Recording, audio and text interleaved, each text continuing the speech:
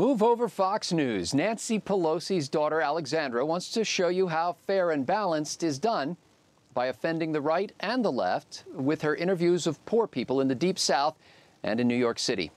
I'm PJTV's Scott Ott, joined now by Bill Whittle and Stephen Green. Well, men, here's a brief clip from the first little Alexendra Pelosi snippet shot in Mississippi. Why is the poorest state the most conservative state?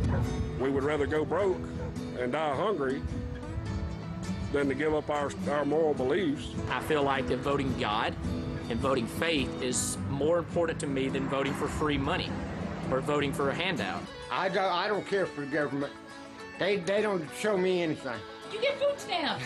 Yeah, but I think I deserve food stamps. I have no unemployment. Well, and here's a snippet that Pelosi captured at a New York City public assistance office across the street from her apartment. I'm here trying to get some Obama bucks. That's what I'm doing, trying to get some Obama money. I ain't here to get some benefits. You know what I mean? I'm here to get a check. Bitch, I want a check. Tell me why you like Obama. Because he gives me stuff. When was the last time you actually worked? Oh, we say about half a decade. But you're a perfectly healthy young man. Why aren't you working right now? Because my background. Once you go to jail, it's hard to get a job.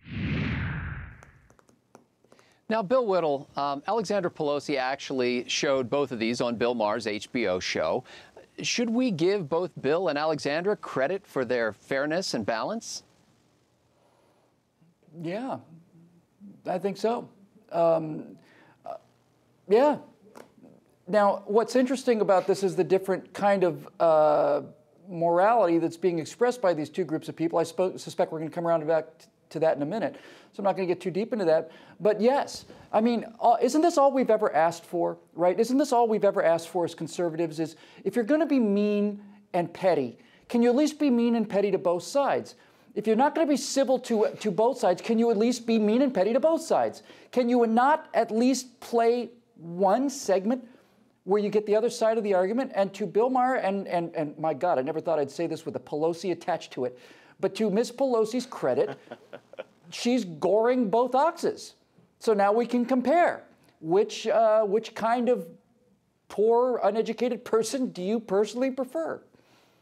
I'm going with A, by the way. Well, Stephen Green, Bill hinted at this, but what similarities and differences did you see in the clips from the South versus New York City? It's pretty simple, and there may even be something a little profound here. I think the difference is in the second clip, you saw this acceptance, maybe even a happiness in dependency. In the first clip, you saw a rejection of it, at least on a moral level. But you know what? In both clips, people were still eager to take the free money. I think that's a pretty powerful statement of the power of dependency. Well, Bill Maher actually expressed empathy, by the way, for the guy in New York City who couldn't get a job because he had been in prison. Bill Whittle, doesn't that speak well of Maher's humanity and compassion?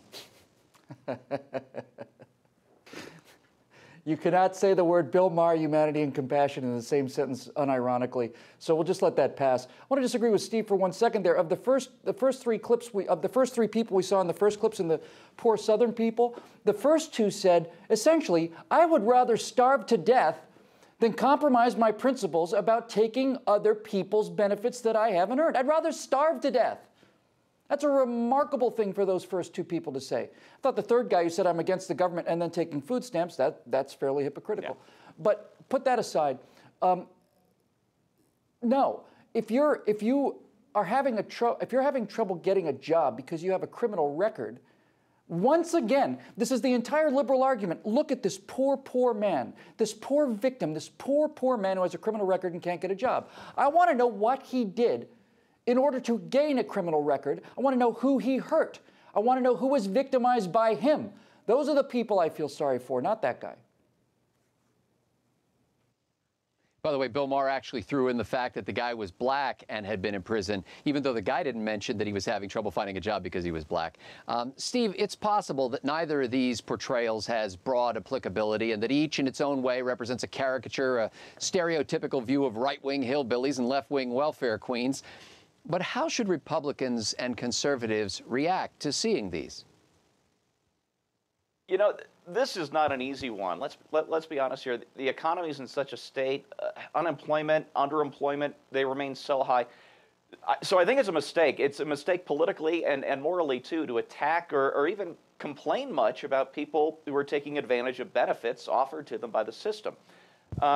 Instead, I think we should be attacking the system that creates permanent unemployment, the system that doesn't educate kids in a way that prepares them for competition in the real world, a system that teaches them the dependency is okay, a system with a drug war that puts casual users in jail with a permanent black spot on their record, the system that it's a way of life and not just a backstop against hard times.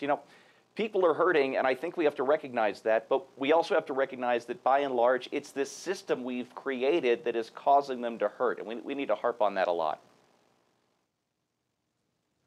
And the one thing they probably all had in common is that they probably were all educated at taxpayer expense and through a government-run, union-manufactured education system. Well, while you may cringe at the toothless alleged conservative in that first clip saying he deserves food stamps, hypocrisy knows no political boundaries. People act in their own perceived self-interest. The relentless rejection of the employment market is a jackhammer of discouragement, pounding a man down. But the government welcomes you with open arms, offers relief without judgment, and escape from the brutal realm of risk and reward. And the only cost is your dignity. Charles Murray, author of the new book Coming Apart, wrote in the Wall Street Journal this week that no policy of the right or left can turn this problem around. We need a culture change, he says. We need to see a healthy male who isn't looking for work or who's living off his girlfriend or the state as, quote, lazy, irresponsible, and unmanly. He's not discouraged or demoralized, says Murray. He's a bum, and we should say so. At the same time, Murray says we should praise the man who labors at legitimate work of any sort. And I agree with Charles Murray. And I love the man in Alexendra Pelosi's film who says we would rather go broke and die hungry than give up our moral beliefs. For PJTV, I'm Scott Ott.